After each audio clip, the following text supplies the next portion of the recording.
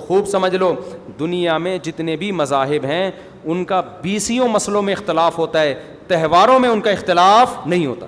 عیسائیوں میں جو لبرل عیسائی ہیں نا, وہ بھی کرسمس کے موقع پہ کرسمس مناتے ہیں, تہوار پوری قوم مناتی ہے.